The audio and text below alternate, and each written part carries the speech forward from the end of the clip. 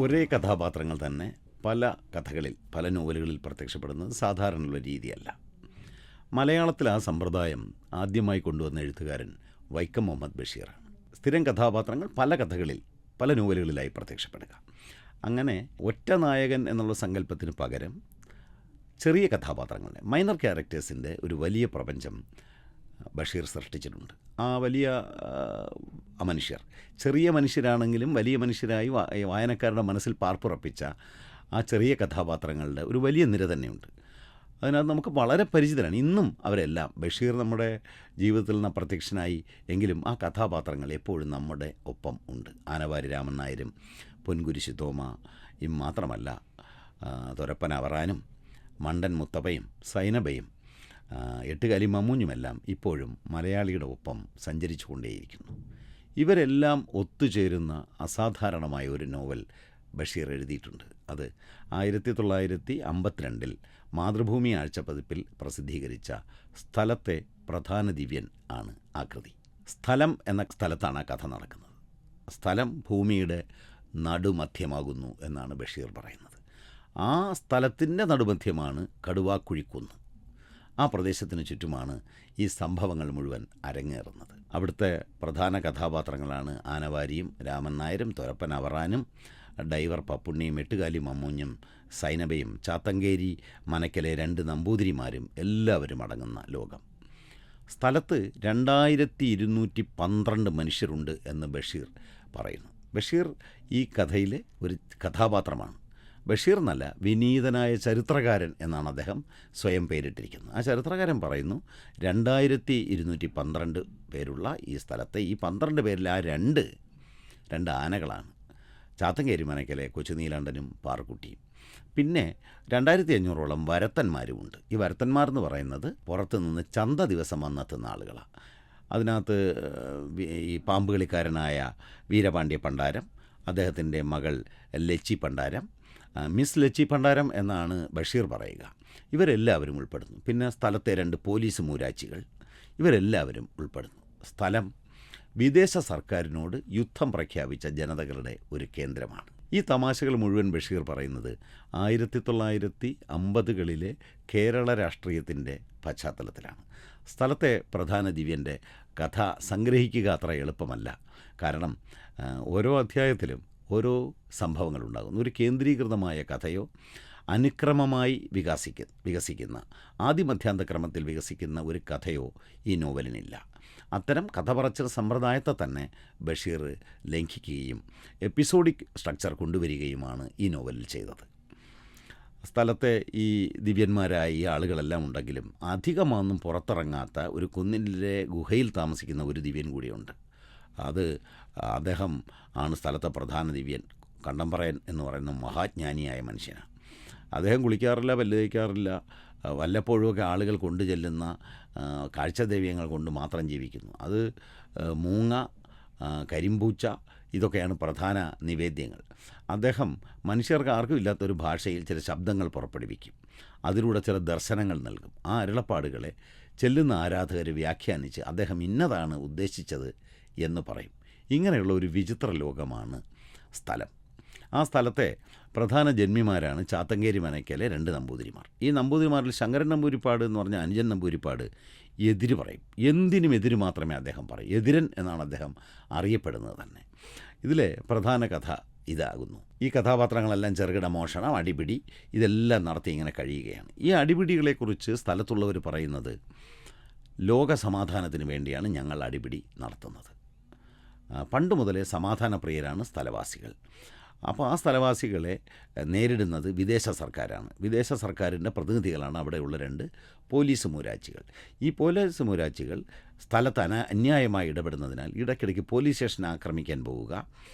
ആക്രമണമൊന്നും നടത്താറില്ലെങ്കിലും അവിടെ പോയി ബഹളം വെച്ച് മടങ്ങിപ്പോരുകയാണ് പ്രധാന കഥാപാത്രങ്ങളായ ഈ കള്ളന്മാരുടെയും തട്ടിപ്പുകാരുടെയും ഒക്കെ പ്രധാന പ്രവൃത്തി. പക്ഷേ സ്നേഹവും കാരുണ്യവും ഒക്കെയുള്ള കഥാപാത്രങ്ങളാണ് ആനവാരിയും പൊൻകുരിശും ഉൾപ്പെടുന്ന അവർ. നാട്ടിലെ ഓരോ പ്രശ്നത്തിലും അവർ സജീവമായി ഇടപെടുകയും നമ്മുടെ നിത്യജീവിതത്തിലെ കാര്യങ്ങൾ തുറന്നു കാട്ടുകയും ചെയ്യുന്നു. അതിലൂടെ ബഷീർ സത്യത്തിൽ വിമർശിക്കാൻ ശ്രമിച്ചത് 1950കളിൽ കേരളത്തിലെ സാഹിത്യരംഗത്തും രാഷ്ട്രീയ രംഗത്തും ഉണ്ടായ ചില സംഭവ വികാസങ്ങളെയാണ്. അന്നത്തെ സാംസ്കാരിക രാഷ്ട്രീയ രംഗങ്ങളിൽ ഒരുപോലെ നിറഞ്ഞു നിന്നിരുന്ന EMS നമ്പൂതിരിപ്പാടിൻ്റെ ഛായ നമുക്ക് ചാത്തങ്കേരി മനയ്ക്കൽ ശങ്കരൻ നമ്പൂതിരിപ്പാടിൽ കാണാൻ കഴിയും. 1940കളുടെ അവസാനം കേരളത്തിലെ സാഹിത്യരംഗത്ത് കമ്മ്യൂണിസ്റ്റ് പാർട്ടി നടത്തിയ ഒരു ഇടപെടലുണ്ട്. പുരോഗമന സാഹിത്യ സംഘം എന്ന സംഘടനയുടെ സ്വഭാവത്തിലായിരുന്നു ആ ഇടപെടൽ. സാഹിത്യം എഴുതേണ്ടത് എന്തിനു വേണ്ടിയാണ് എന്ന ഒരു വലിയ ചോദ്യം ഈ സാഹിത്യ സംഘടന ഉയർത്തി. സാഹിത്യകാരൻ ഏതു ചേരിയിൽ എന്നൊരു ചോദ്യം മാക്സിം ഗോർക്കി ചോദിച്ചിരുന്നു. കമ്മ്യൂണിസ്റ്റ് സാഹിത്യകാരന്മാർ ജനങ്ങൾക്ക് വേണ്ടി എഴുതണം. ജനങ്ങളുടെ പ്രശ്നങ്ങൾ, ജനങ്ങളുടെ വിഷയങ്ങൾ, വിപ്ലവകാരികളായ നായകർ ഇവരെല്ലാം അവതരിപ്പിച്ചുകൊണ്ട് വേണം സാഹിത്യം എഴുതേണ്ടത്. സാഹിത്യത്തിൻ്റെ സൗന്ദര്യവും മൂല്യവുമൊന്നും അല്ല പ്രധാനം, അതു നൽകുന്ന സന്ദേശമാണ് എന്ന് പുരോഗമന സാഹിത്യ സംഘടനയും അതിൻ്റെ സാർവദേശീയ ഇടതുപക്ഷ രൂപങ്ങളും പ്രചരിപ്പിച്ചു. ഒരു പക്ഷം എഴുത്തുകാർ അതിനെ എതിർത്തു. ബഷീറും ആ കൂട്ടത്തിലുണ്ടായിരുന്നു.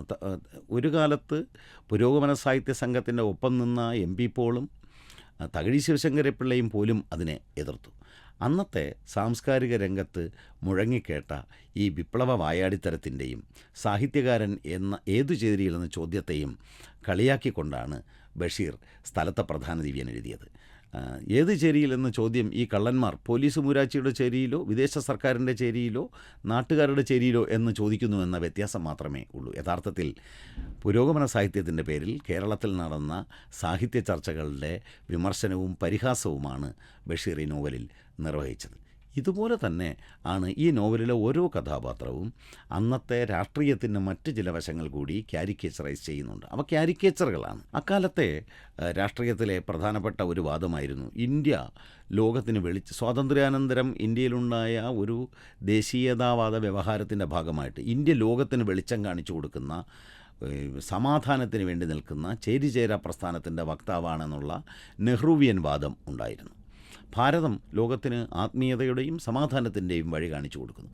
അതിനെ പരിഹസിക്കാനാണ് ബഷീർ സമാധാനത്തിന് വേണ്ടി അടിയുണ്ടാക്കുന്നവരാണ് നമ്മൾ എന്ന് പറഞ്ഞു തുടങ്ങിയത്. പിൽക്കാലത്ത് ഇന്ത്യ അണുവായുധം സമാധാനത്തിന് മാത്രമേ പ്രയോഗിക്കൂ എന്ന് നമ്മുടെ പ്രധാനമന്ത്രിമാരൊക്കെ പ്രസ്താവിച്ചിട്ടുണ്ട്. ഇങ്ങനെ സമകാലിക രാഷ്ട്രീയത്തെ അടിമുടി ക്യാരിക്കേച്ചറുകളിലൂടെ അവതരിപ്പിക്കാനാണ് ബഷീർ സ്ഥലത്തെ പ്രധാന ദിവ്യനിൽ ശ്രമിച്ചത്. സ്ഥലത്തെ പ്രധാന ദിവ്യൻ എന്ന് പറയുന്നത് മനുഷ്യരാരും സംസാരിക്കാത്ത ഭാഷയിൽ അപശബ്ദങ്ങളിലൂടെ മാത്രം തൻ്റെ സന്ദേശങ്ങൾ പുറപ്പെടുവിക്കുന്ന ഒരാളാണ്. അയാൾ പറയുന്ന വെളിപാടുകളെ, അയാൾ പറയുന്ന അസംബന്ധങ്ങളെ പരമസത്യങ്ങളായി ആളുകൾ വ്യാഖ്യാനിക്കുന്നു.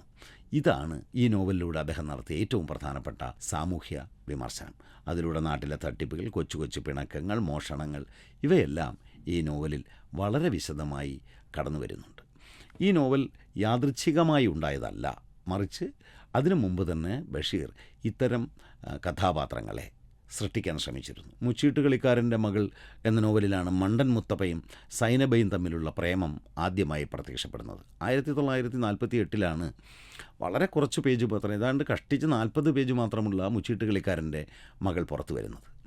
അതിലെ കഥ ഇത്രമാത്രമാണ്. നാട്ടിലെ പ്രശസ്തനായ മുച്ചീട്ടുകളിക്കാരൻ്റെ മകളാണ് സൈനബ. ഒറ്റക്കണ്ണൻ പോക്കർ എന്നാണ് മുച്ചീട്ടുകളിക്കാരൻ്റെ പേര്. സൈനബയ്ക്ക് ചെറിയ ഒരു ചായ കച്ചവടമുണ്ട്. പുട്ടും കടലയും രാവിലെ 6 മുതൽ 9 വരെയുള്ള കച്ചവടം. ആനവാരി രാമൻ നായരും മണ്ടൻ മുത്തപ്പയും പൊൻകുരിശി തോമായും ഒക്കെയാണ് അവിടുത്തെ സ്ഥിരം പറ്റുപിടിക്കാർ. ഇവരെല്ലാവരും അവിടെ കഴിക്കുന്നു. ഈ മണ്ടൻ മുത്തപ്പ മണ്ടനായിട്ടാണ് അറിയപ്പെടുന്നതെങ്കിലും സൈനബയുടെ കാമുകനാണ്. സൈനബയെ എങ്ങനെയെങ്കിലും കല്യാണം കഴിച്ചാൽ കൊള്ളാമെന്നുണ്ട്. പക്ഷേ ഒറ്റക്കണ്ണൻ പോക്കർ എന്ന് പറഞ്ഞ മുച്ചീട്ട് കളിക്കാരൻ പറഞ്ഞു, ഇവൻ മണ്ടനാണ്, എൻ്റെ മോളെ ഒരിക്കലും ഒരു മണ്ടന് കെട്ടിച്ചു കൊടുക്കില്ല. അപ്പോൾ മണ്ടനല്ല എന്ന് തെളിയിക്കണമെങ്കിൽ ഒറ്റ വഴിയേ ഉള്ളൂ, മുച്ചീട്ട് കളിയുടെ രാജാവായ പോക്കറെ തോപ്പിക്കണം. എന്തായാലും ചന്തയിൽ നടക്കുന്ന മുച്ചീട്ട് കളിയിൽ സ്ഥിരമായി മുത്തപ്പ അയാളെ തോൽപ്പിക്കാൻ തുടങ്ങുന്നു. അവസാനം ഗതികെട്ട പോക്കർക്ക് മകളെ കല്യാണം കഴിച്ചു കൊടുക്കേണ്ടി വരുന്നു. കല്യാണം കഴിച്ചു കൊടുത്തോടുകൂടി വലിയ മിടുക്കനായി തീർന്ന മുത്തപ്പ ഒരു ചായക്കട തുടങ്ങുന്നു. പിണങ്ങി നടന്ന പോക്കറെ കൊണ്ട് ചായക്കടയിൽ ഇരുത്തുന്നു. അവസാനം പോക്കർക്ക് എന്നാലും ഒരു സംശയം, തന്നെ എങ്ങനെയാണ് തോപ്പിച്ച്. അവസാനം അത് വെളിപ്പെടുത്തി. ഈ മുച്ചീട്ട് കളിയിൽ രൂപമുള്ള ചീട്ടിൻ്റെ പുറത്ത് സൈനബ 3 കുത്തിട്ട് വെച്ചു. ആ കുത്തു നോക്കിയിട്ട് മണ്ടമുത്തപ്പ ഭാവി അമ്മായിയപ്പനെ പരാജയപ്പെടുത്തി സൈനബയെ നേടുകയാണ് ചെയ്തത്. ഈ നോവലിലൂടെ വന്ന കഥാപാത്രങ്ങൾ എട്ടുകാലി മമ്മൂഞ്ഞ് എന്ന കഥയിലും പിന്നീട് പ്രത്യക്ഷപ്പെടുന്നു. പിന്നീട് ആനവാരിയും പൊൻകുരിശും എന്ന നോവൽ, സ്ഥലത്തെ പ്രധാന ദിവ്യൻ എന്നിവയിലൂടെ ഒരേ കഥാപാത്രങ്ങൾ പല നോവലുകളിലായി പ്രത്യക്ഷപ്പെട്ട് മലയാളിയുടെ ജീവിതത്തിൻ്റെയും സാമൂഹ്യ വിമർശനത്തിൻ്റെയും ഏറ്റവും മികച്ച പ്രതീകങ്ങളായി മാറി. കേരളത്തിലെ സാമാന്യ ജനങ്ങളുടെ ജീവിതത്തിൽ പോലും ഇവർ ഉദാഹരിക്കപ്പെടുന്ന, അവരുടെ പ്രയോഗങ്ങളും അവരുടെ സ്വഭാവ രീതികളുമൊക്കെ ഉദാഹരിക്കപ്പെടുന്ന സന്ദർഭം പോലും ഉണ്ടായി. അതാണ് ബഷീർ സൃഷ്ടിച്ച ഈ ചെറിയ കഥാപാത്രങ്ങളുടെ പ്രപഞ്ചത്തിൻ്റെ പ്രത്യേകത. പിന്നെ ഒരു പ്രത്യേകത ശ്രദ്ധിക്കേണ്ടതുണ്ട്. ഇന്നത്തെ രീതിയിലുള്ള ഡിസബിലിറ്റി സ്റ്റഡീസ് എന്ന പുതിയൊരു ശാഖ തന്നെ വികസിച്ചിട്ടുണ്ട്. അത് വെച്ച് നോക്കിയാൽ ഈ ഒറ്റക്കണ്ണൻ പോക്കാർ, മണ്ടൻ മുത്തപ്പ, ഇങ്ങനെയുള്ള എന്തെങ്കിലും തരത്തിലുള്ള ശാരീരിക ന്യൂനതകളെയാണ് പരിഹസിക്കുന്ന രീതിയിലാണ് ബഷീർ ഈ കഥാപാത്രങ്ങളെ അവതരിപ്പിച്ചത്. എന്നാൽ ആ ശാരീരിക വൈകല്യങ്ങൾ കൊണ്ട് അവർ സമൂഹത്തിലെ അധസ്ഥിതരോ മോശക്കാരോ ആയി മാറുകയല്ല. അവരോട് അങ്ങേയറ്റം കാരുണ്യവും സ്നേഹവും സഹാനുഭൂതിയോടുകൂടിയുമാണ് ബഷീർ അവരെ പരിചരിച്ചത്. അതുകൊണ്ട് ഡിസബിലിറ്റിയുള്ള അല്ലെങ്കിൽ എന്തെങ്കിലും തരത്തിലുള്ള ഭിന്നശേഷിയുള്ള വൈകല്യമുള്ള ആളുകളെ പരിഹസിക്കുന്ന ഒരു കഥാലോകമല്ല അത് എന്നുകൂടി നാം ഓർക്കേണ്ടതുണ്ട്.